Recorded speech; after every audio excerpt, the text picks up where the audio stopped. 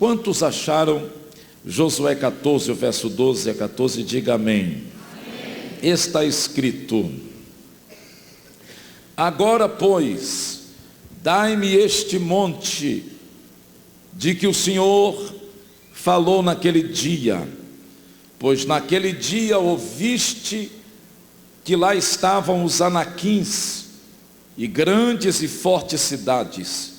O Senhor porventura será comigo para o desapossar, como prometeu. E Josué o abençoou e deu a Calebe, filho de Jefoné, Hebrom por herança. Portanto, Hebrom passou a ser de Calebe, filho de Jefoné, o quenezeu, em herança até o dia de hoje, visto que perseverara em seguir o Senhor, Deus de Israel. Amém. Podeis assentar, querido.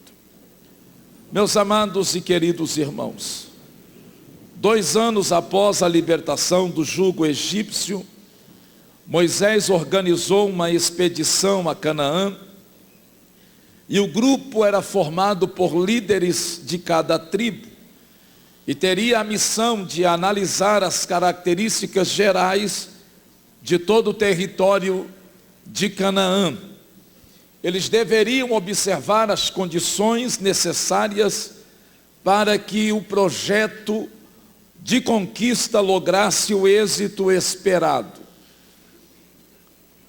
O texto nos informa que havia se passado 45 anos desde que Josué, Calebe e mais 10 espias estiveram na terra que agora Calebe está herdando. Ou seja, passara-se 45 anos. Naquela ocasião, Calebe tinha 40 anos. E o texto nos informa que o seu alvo foi atingido. Esse é o texto da realização, da coroação de uma vida de luta e de, acima de tudo, de uma vida de fé em Deus e em suas promessas. Aos 85 anos de idade, Calebe chega até Josué e escolhe Hebrom, a cidade mais alta da Palestina, a cidade que tem 927 metros acima do nível do mar, situada a 40 quilômetros ao sul de Jerusalém. É essa que ele toma para ser sua possessão por promessa divina. Aos 38 anos, Calebe tinha, quando foram libertos do Egito. Aos 40 anos ele integrou a expedição à terra prometida. A rebeldia do povo de Israel implicou em mais 38 anos de permanência no deserto. Aos 78 anos, até os 85, durante esse período de 7 anos, ele participa de guerras para conquistar Canaã. E agora, aos 85 anos de idade, ele herda a sua porção. Ele herda a terra montanhosa de Hebrom. E nesse tempo, Calebe se mostrou pelo menos com 4 qualidades. Verso 7 nos informa que ele se mostra esperançoso. Nos diz: 40 anos eu tinha, quando Moisés, servo do Senhor, me enviou de Cades Barneia para espiar a terra, e eu lhe trouxe resposta como sentia no meu coração. Ou seja, em todos aqueles anos passados, ele não desistiu. A Bíblia diz que nele havia um espírito diferente. Todos os outros ficaram prostrados no deserto. Nem mesmo Moisés entrou na terra da promessa, mas Calebe e Josué tinham esperança de conquistar e herdar a herança do Senhor. A outra marca que Calebe se mostra durante esse tempo, verso 8, ele se mostra perseverante. Diz o texto: meus irmãos que subiram comigo fizeram derreter o coração do povo, mas eu perseverei em seguir ao Senhor meu Deus. A outra marca é que em todos esses anos ele se mostrou crente. O verso 9 a verso 11 está escrito: naquele dia Moisés jurou dizendo: certamente a terra em que pisou o teu pé te será por herança, a ti e aos teus filhos para sempre, porque perseveraste em seguir ao Senhor meu Deus. E agora eis que o Senhor, como falou, me conservou em vida esses 45 anos, desde o tempo em que o Senhor falou esta palavra a Moisés, andando Israel ainda no deserto.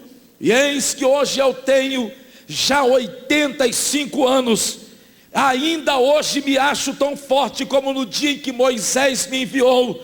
Qual era a minha força naquela época?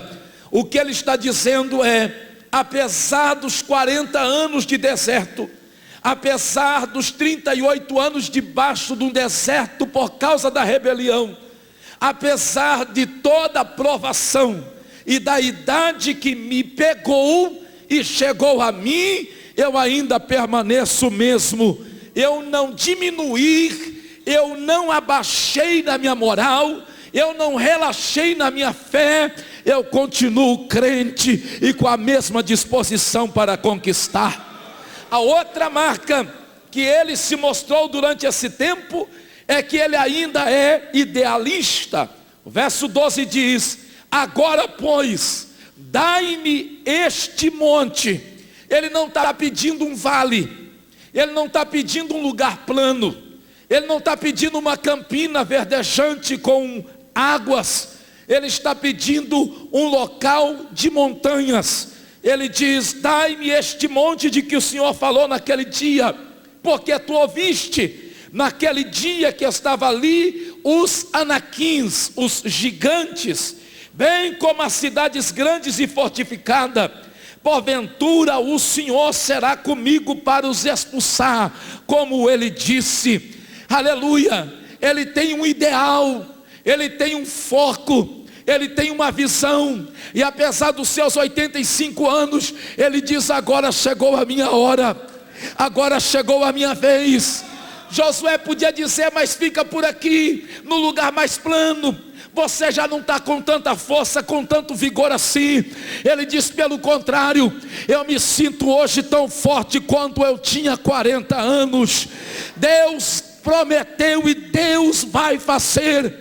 Esses gigantes vão ser derrotados e a terra será conquistada. Louvado seja o nome de Cristo. Quando eu olho para Calebe, eu fico pensando: quanto tempo nós estamos dispostos a lutar pela nossa montanha? Calebe fez isso por 45 anos. E o que havia nessa montanha de Hebron, ou do Hebron que Calebe queria? A palavra Hebron significa aliança. Nos informa a Bíblia que em Hebron estava a sepultura de Abraão e Sara. Havia história para ser contada, não história qualquer, mas a história da fé. Em Hebron estava o desafio de superação. Havia gigantes para serem expulsos. Não era uma terra de felicidade e de facilidades, era uma terra de desafios. Em Hebron estava a futura morada dos levitas, fora escolhida e estabelecida como uma das 7 cidades de refúgio. Em Hebron estava a futura unção que Davi seria ungido.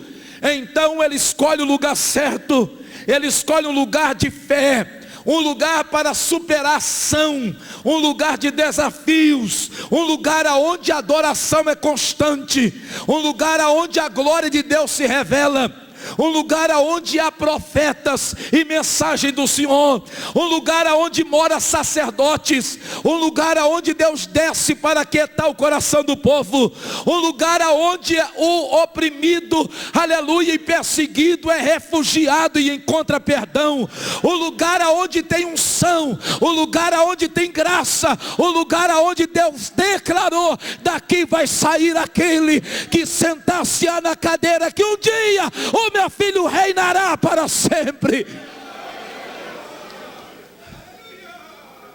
esse texto me traz algumas informações.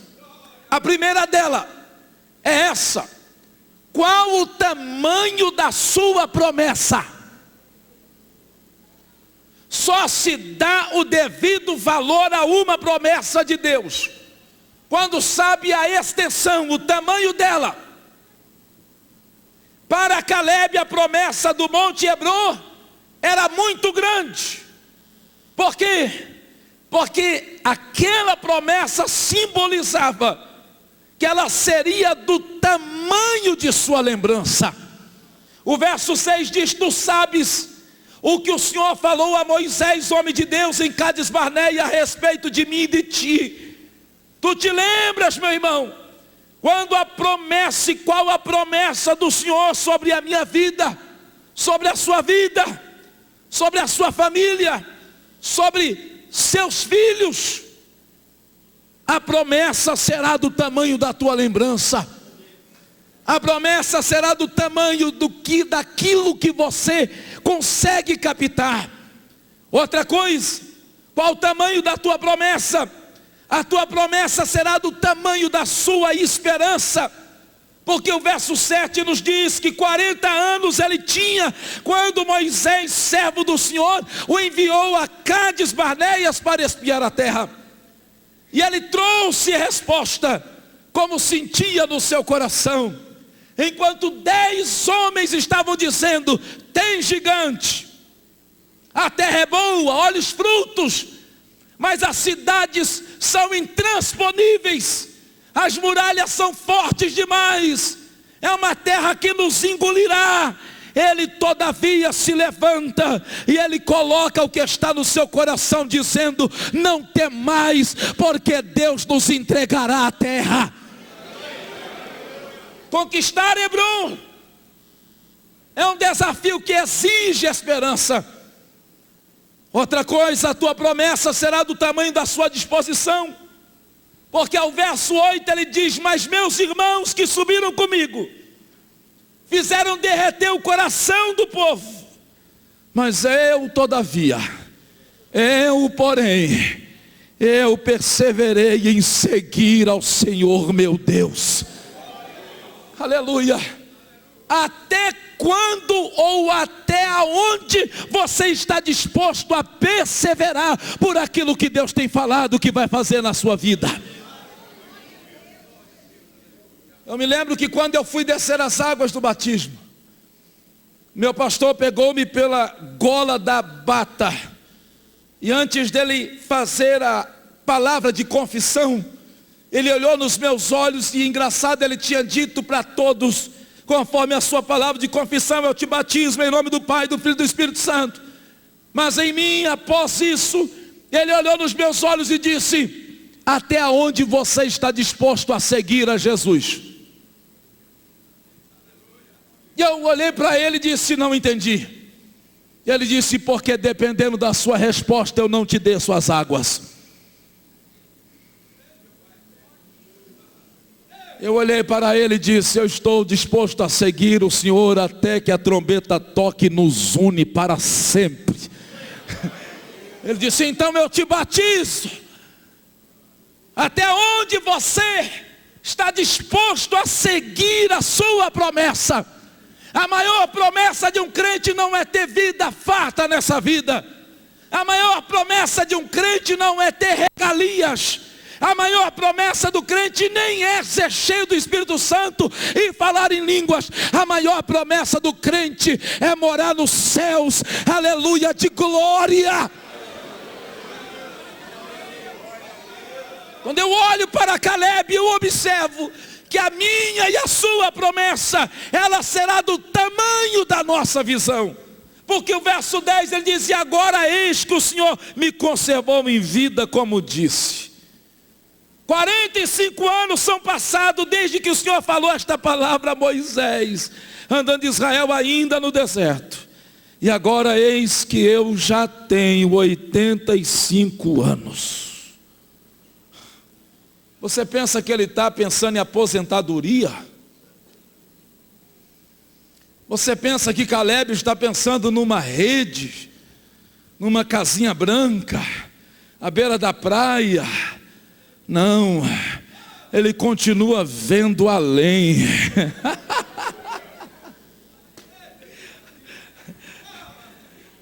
Dá uma olhada para esse irmão e diga: a tua promessa será do tamanho do seu desafio.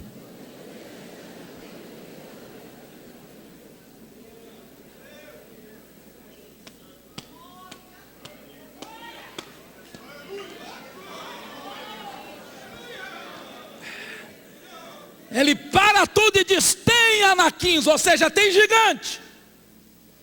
As muralhas estão ali, as cidades são fortalecidas, mas o Senhor é comigo e eu vou expulsar todos eles, porque aquele que prometeu é fiel para fazer.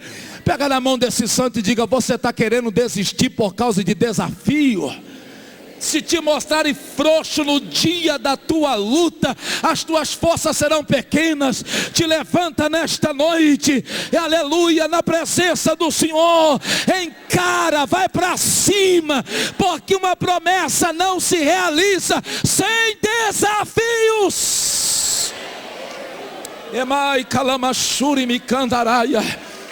Se nós encontrarmos José,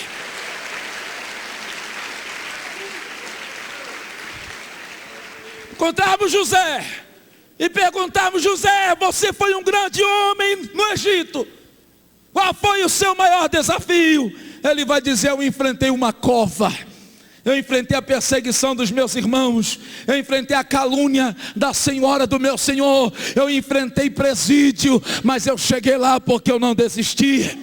Se encontrarmos Moisés, iremos dizer: qual foi o seu maior desafio?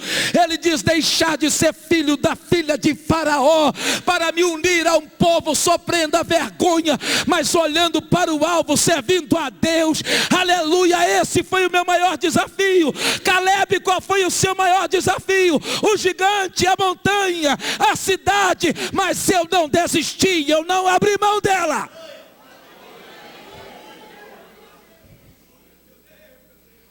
Qual é o seu desafio?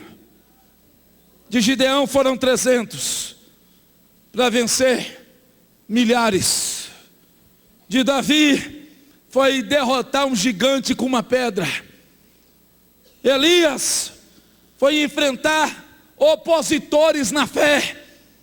Eliseu foi superar o grande homem Elias que foi antes dele.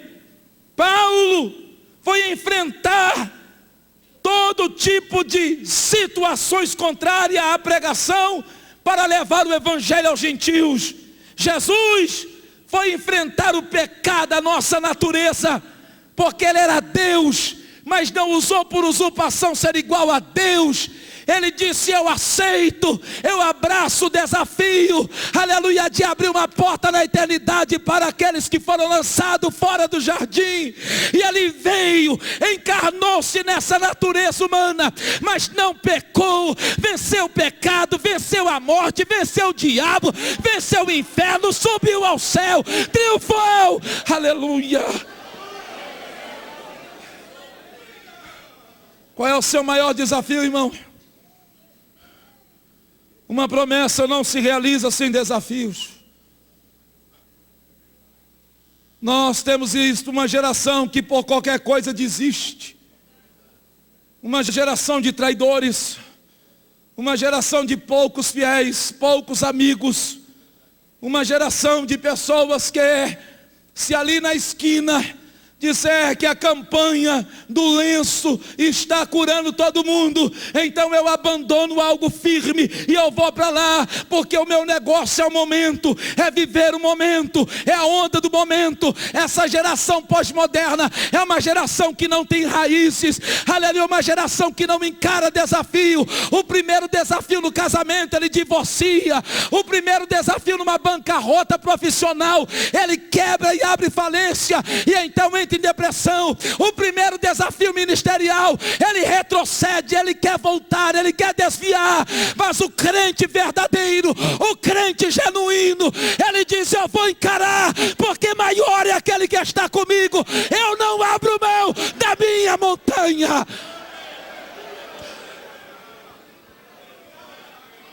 Outra coisa que eu aprendo com Caleb: é que o tempo não impede o cumprimento da promessa.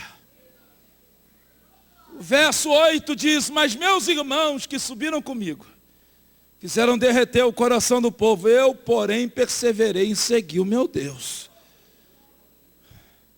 Ele não permitiu que o tempo azedasse a sua esperança no cumprimento da promessa.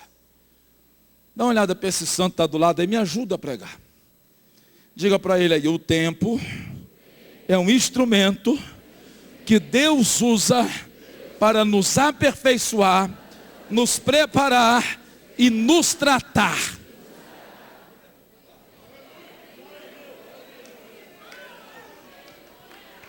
Tem muita gente indo no embalo de uma cantiga dizendo que quem tem promessa não morre. Morre. Morre. Morre. E morre sem vê-la cumprir.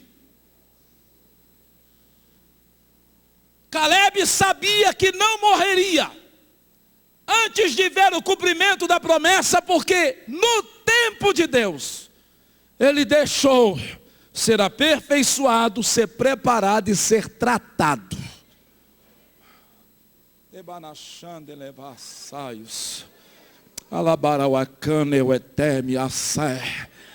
Sabe por que a promessa não cumpre na vida de muita gente? Porque não gosta da olaria. Foge do deserto.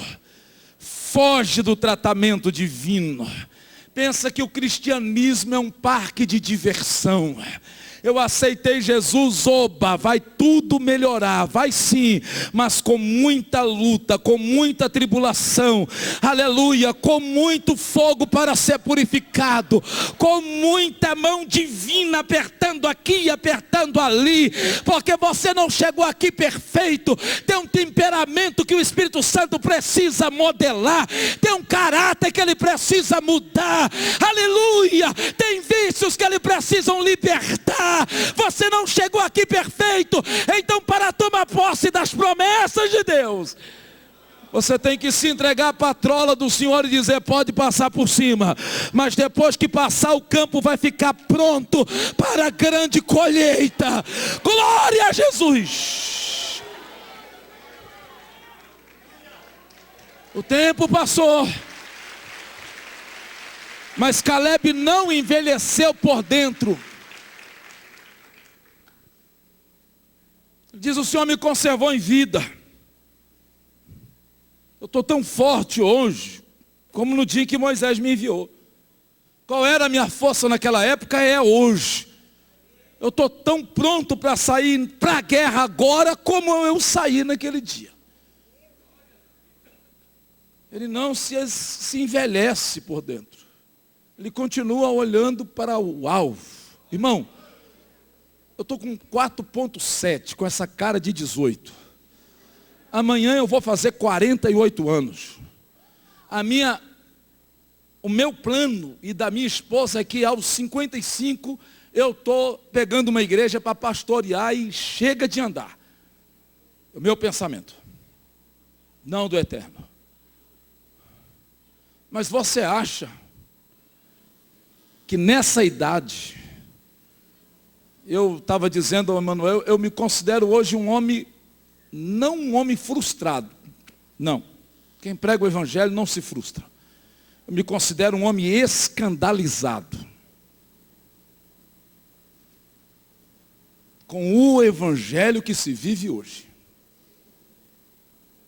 Escandalizado. Porque eu venho de uma geração que ser crente era ser crente.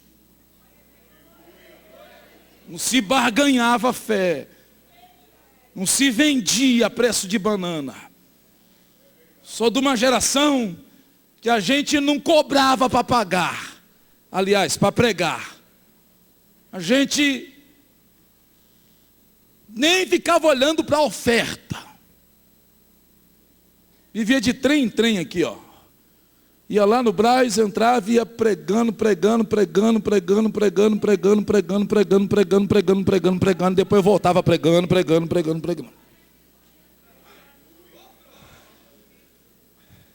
Era dentro do trem, era dentro da rodoviária, era dentro dos ônibus, E quando não estava pregando, estava orando. Quando não estava orando, estava evangelizando. Quando não estava evangelizando, estava visitando. Quando não estava visitando, estava falando em língua. Quando não estava falando em língua, estava profetizando. Quando estava profetizando, estava tendo visão. Quando não estava tendo visão, estava fazendo alguma coisa.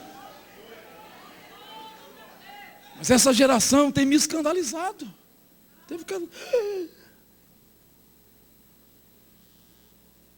Mas eu não estou velho por dentro. Eu ainda estou sonhando. Eu ainda estou almejando ver uma revolução do eterno de uma maneira especial. Quando Davi saiu de Jerusalém, por causa do seu filho, Absalão, que tentou tomar o reino, no meio do caminho ele encontrou um homem octogenário chamado Barzilai, 80 anos de idade. E Barzilai deu sustento a Davi. E quando Davi voltou para Jerusalém para reinar, encontrou-se novamente com Barzilai. E então Davi disse: vem comigo. Vem comigo. Vem para dentro do castelo, vem para o reino, eu vou te abençoar. E Barzilai, que significa homem de ferro, se mostrou mole. Ele disse: eu não tenho mais prazer, eu não tenho mais expectativas e esperança, eu me envelheci por dentro, leva meu filho. Era hora de Deus abençoá-lo, e ele então não quer ir, porque aos 80 anos ele envelheceu por dentro. Quantas pessoas estão envelhecendo por dentro, no espírito, já não sentem mais o mesmo calor, a mesma vibração, o mesmo entusiasmo, a mesma coragem. Um homem não deixa de ser guerreiro quando envelhece, mas quando perde os seus sonhos e a sua visão. A Bíblia diz em Romanos 4, 19 a 21, que Abraão tinha 100 anos, Sara já tinha mortificado o seu corpo, ou seja, o tempo de gestação já tinha passado, mas aos 100 anos, ele foi fortalecido na fé, dando glória a Deus, crendo que o Senhor iria abrir a madre de Sara, crendo que o Senhor cumpriria a sua promessa. Isso lhe foi imputado por fé. Glória a Jesus. Aos 100 anos ele foi pai de Isaac. Aos 65 anos, aleluia, nós encontramos um velho chamado Enoque andando com Deus. Aleluia. Aos 80 anos nós encontramos uma senhora no templo em Jerusalém profetizando sobre a vinda do Messias, a irmã Ana. Aos 90 anos, João evangelista, exilado na ilha de Pátimo, depois de ser lançado dentro de um tacho, de um barril de óleo fervendo para morrer, e não morreu, é jogado lá, de lá ele não vai sair. E quando todos disseram: João o velho acabou, Deus abre os céus e ele tem visões, escreve um livro e volta a pastorear a igreja de Éfeso. Dá uma olhada para esse santo e diga: ainda que envelheça na carne. Salmo 92, o verso 14 diz que os velhos que envelheceram na carne ainda darão frutos. Você pode levantar a sua mão e dar um glória a Deus. Caleb tinha um espírito de poder e de desbravador. Diante do desafio da conquista, ele não volta atrás. Nem antes em Cades Barneia, nem agora em Canaã. Ele não tem medo. Porque o medo é um fato da vida. Sentir medo não é pecado, irmão. É um sentimento comum do ser humano. Mas, entretanto, é preciso avaliar e trabalhar de modo que o medo não tome conta da nossa vida e transforme em um desastre. Eu não vou mais investir. Eu não vou mais, porque eu me frustrei, porque eu me decepcionei, porque eu me arrebentei, eu não quero mais tentar. O medo, ele distorce a realidade. O temor deteve aquela nação toda durante 38 anos, que ficaram rodeando a cidade, vagando pelo deserto, e somente a geração seguinte pôde desfrutar da promessa de Deus. O medo distorce a expectativa. Quanto tempo a gente gasta dando vazão à imaginação, arquitetando fatos irreais, talvez improváveis, porque tem invadido mente, coração, medo de tentar outra vez. O medo de encarar realidades. O medo de levantar-se e dizer, não, o Senhor é comigo, eu vou para cima. O medo de pegar aquele canudo, botar na oração e dizer, Senhor, foi 4, 5, 6, 10 anos estudando, agora abre uma porta. O medo de tentar, o medo de se erguer, e o medo provoca uma vida árida, 40 anos de deserto, vagando, não construíram casa, não semearam, não ficaram raízes, simplesmente foram espectadores da morte de inúmeros familiares do deserto. O medo fez perder a visão correta de Deus. Eles deixaram de experimentar milagres, amor, provisão do eterno, porque o temor descontrolado rouba bênçãos incontáveis que são reservadas para nós por Deus. Mas a Bíblia diz, em Caleb havia um espírito diferente.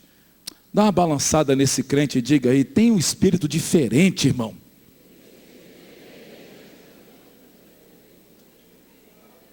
Que espírito era esse que Caleb tinha? Não era espírito de porco. Caleb tinha um espírito de perseverança. Perseverar quer dizer continuar, conservar firme, permanecer, sem mudar ou variar de intento. Ele era tão perseverante que ele não negocia o que Deus deu para ele. Esaú negociou a sua promessa em troca de um prato de comida. Quanto é que vale a sua promessa? Quanto é que vale seu ministério? Quanto é que vale sua casa? E quando eu falo de casa, estou falando de lar. Estou falando de casamento, de filhos. Quanto é que vale os seus relacionamentos? Quanto é que vale o seu relacionamento com Deus? Saiba que o diabo tem uma oferta para isso. Tem uma oferta por isso. Ele é o grande negociador, o ladrão de herança, o ladrão de promessa. Ele entrou em Acabe e foi até Nabote e disse, Nabote, quanto custa? Tua vinha está aqui do lado do meu palácio, é boa, frutífera, próspera, quanto custa? Fala aí o valor que eu pago. Nabote disse, não tem preço. Não tem preço. Ele diz, então, deixa eu fazer uma horta aí, porque eu sou rei. Ele falou, não senhor, isso aqui é herança. Isso aqui é vinha, não é horta, é vinha. É vinha, não é horta. Ele diz, então troca por outra melhor. Se eu fosse Nabote, eu ia dizer, se é melhor, fica com ela, bobo.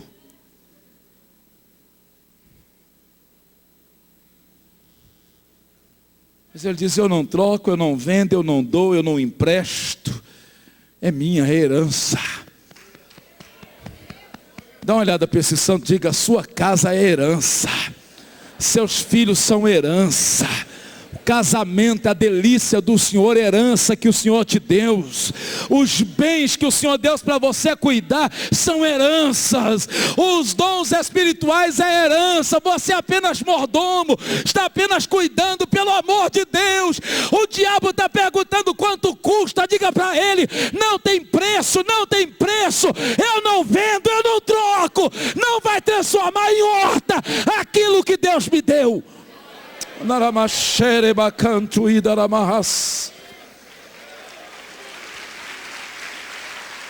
Vai, o Menesau é cama na Watácia. Deus está dizendo para algumas pessoas aqui hoje: espera mais um pouco. Espera mais um pouco. Você está muito afoito, muito ansioso. Você está querendo dar um passo maior que a perna. Você está querendo tomar uma decisão precipitada demais. Espera mais um pouco. E se o Senhor está dizendo para esperar, é porque ou não é tempo ainda, ou você não está maduro para receber a promessa. Espera! Espera! Deus conhece o ontem desde hoje e conhece o amanhã desde o ontem. Então espera. Ele sabe o que é melhor para a sua vida. Ele não quer que você se embarace. Ele não quer que você se perca. Ele não quer que você se arrebente. A promessa foi feita. Aleluia, a montanha é sua. Então aguarde no tempo de Deus e Ele vai fazer. E eu termino falando sobre 3 coisas essenciais ao cumprimento de uma promessa. A primeira é perseverança independente do tempo da promessa. Uma pergunta assim, quase evangélica. É aquela que a gente, diante de uma situação, diz assim: por que está demorando tanto? Vou fazer igual o pastor Jeremias Pereira, vou abrir o confessionário aqui. Quantos já fizeram essa pergunta aqui, ó?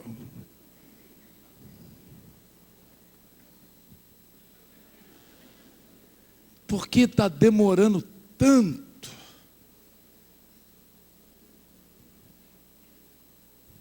Porque não é tempo. Porque o tempo aponta para a maturidade para receber o que foi prometido. Deus não nos dará aquilo que não podemos receber.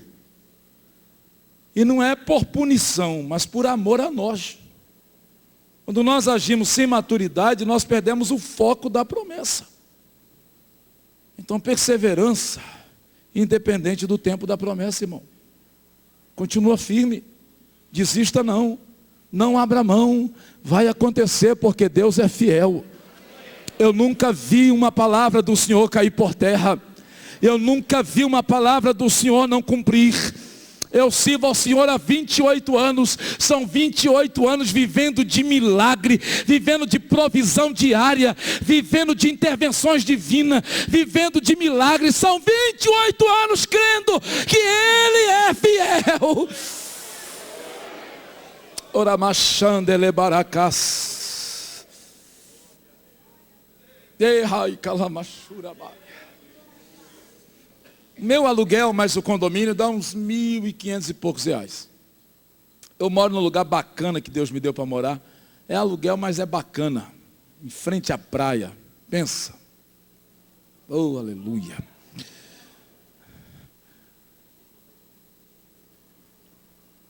Aí eu fui pregar semana passada porque eu estou terminando de pagar a faculdade da minha filha, que vai começar daqui a 2 anos ainda. Então já está o dinheiro lá para pagar a faculdade delas. E a gente tem investido nisso. Aí eu tinha todo o dinheiro, eu fui lá na conta dela e pá! E ninguém mexe. Mexendo naquela conta lá, o pau quebra. E fui no Espírito Santo pregar. Ganhei uma oferta de 700 reais. Mas a venda do material deu uns 3.000 e poucos reais. Aí o Eterno disse assim: entrega todo esse dinheiro para o pastor.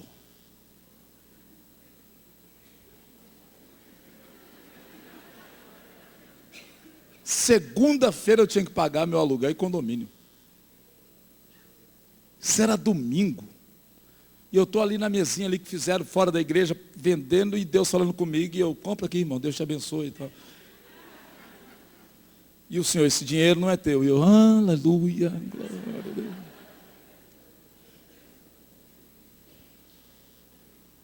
Acabou o culto. O pastor disse: o senhor vai jantar lá na minha casa? Eu falei assim: com prazer. Chegamos na casa dele. Aí ele falou assim, eu trouxe o senhor aqui para ver a sua humildade. Porque nós só temos hoje fígado de galinha. Falei, o senhor não sabe o quanto eu gosto de fígado de galinha. Falei, escolhe tudo que é para vocês aí, porque o resto que sobrar eu vou botar tudo no meu prato. E com farinha ainda. E nós nos alimentamos ali, Deus falando, dá o dinheiro para ele. E eu retendo. Aí no último minuto do segundo tempo, estava quase saindo, eu olhei para ele, minha esposa estava comigo, eu disse assim, ô santo varão, Deus está me mandando fazer um negócio que tem hora, irmão. O senhor não leva a mal se eu lhe devolver a oferta e mais o dinheiro do meu material, porque Deus está mandando. Ele olhou para mim e falou assim, que levar a mal que nada, irmão, dá aqui.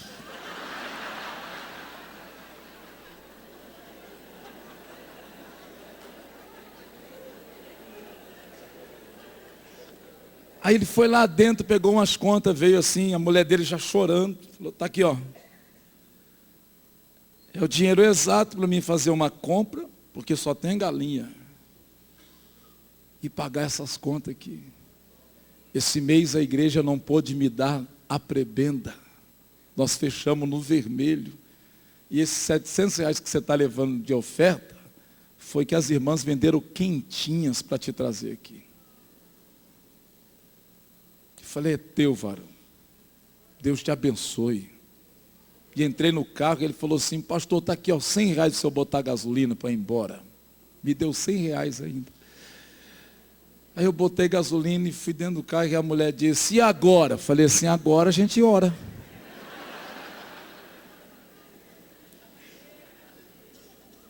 Há 17 anos andando comigo, você não aprendeu ainda? Vamos orar.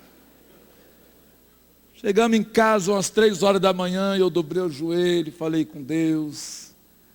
Dormi, acordei no outro dia, cedinho, 6 horas mais ou menos eu estava em pé. Fui lá para a sala, fiz minha devocional, sentei no sofá, a televisão na minha frente, eu fiquei olhando para a cara dela assim, sem ligá-la, e fiquei ali, das 7 horas aproximadamente até as 8h30, olhando para a televisão. Aí a Lana olhou para mim e falou assim, o que você está fazendo? Falei, estou esperando o telefone tocar.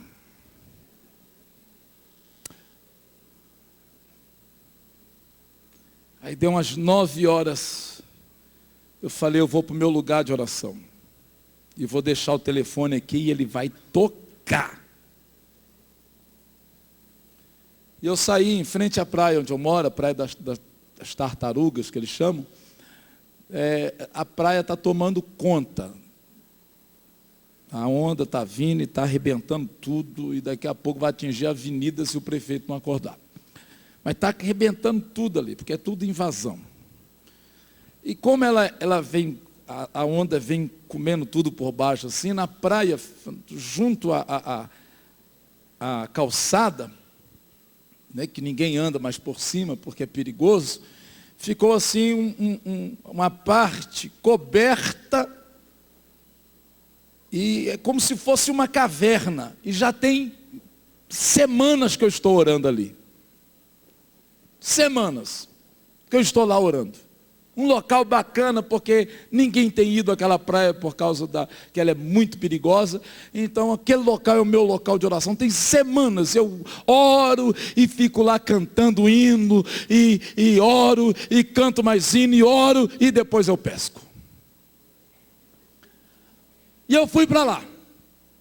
Peguei a vara, joguei o camarão longe, fiquei lá na areia. E quando eu olhei para o meu local de oração, tinha um casal lá namorando. E eu cheguei perto deles e fiquei olhando para a cara deles assim, eles olhando para mim, eu falei, vocês estão muito engraçadinhos aí. Falei, vocês saem daí que aí é meu lugar de oração. Aí eles olharam assim para mim, eu falei, vocês não viram o anjo do Senhor cutucando vocês aí não? Aí é um lugar santo. Vocês estão profanando o lugar santo. Fora daí. O cara levantou meio assim, aí eu brinquei com ele, ele riu um pouco, eu falei assim, eu vou orar agora aqui, e se você quiser orar comigo, você fica, se você não quiser, você vaza. E fui para o meu lugar de oração. E fiquei ali orando até meio-dia, pouco aproximadamente, porque 1h as meninas entram na escola. Aí eu voltei, quando cheguei em casa a mulher estava rindo na cozinha, toda feliz, e aquela coisa toda, e mulher na cozinha feliz é sinal de coisa boa. Eu disse, o que houve? Ela falou, ligou. Falei, quem ligou? Você não sabe aquele casal aqui de Macaé que foi lá para os Estados Unidos, os jovens? Falei, sei. Então eles ligaram aqui para o seu telefone, eu atendi. E daí? E daí eles mandaram aí 5 mil reais da sua conta. Vai lá pegar para pagar o aluguel.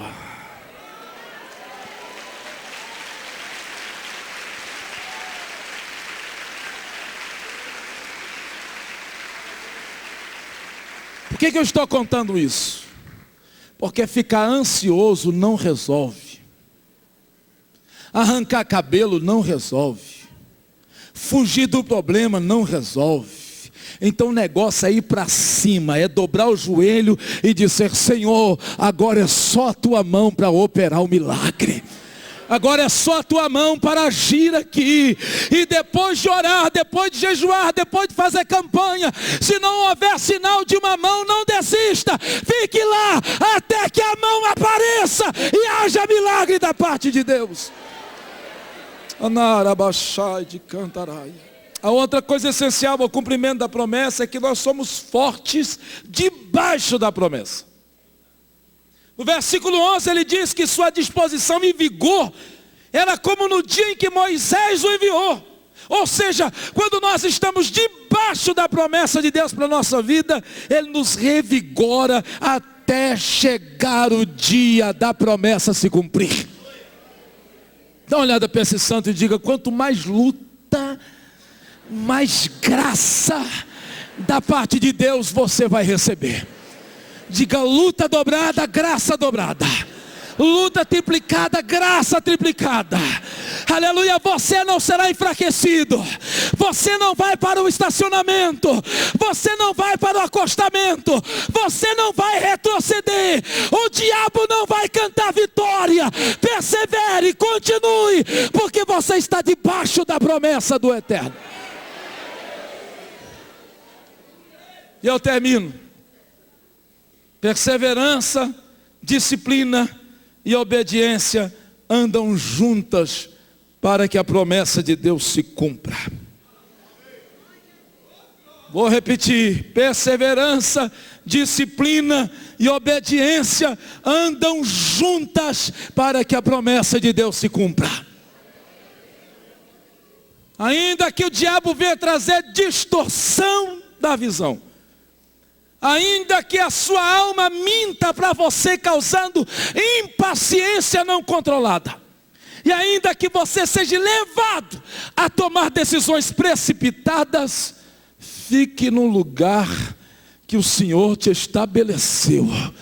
Não saia, não fuja, porque o que há de vir, virá, e não tardará. O que há de vir, virá, e não tardará.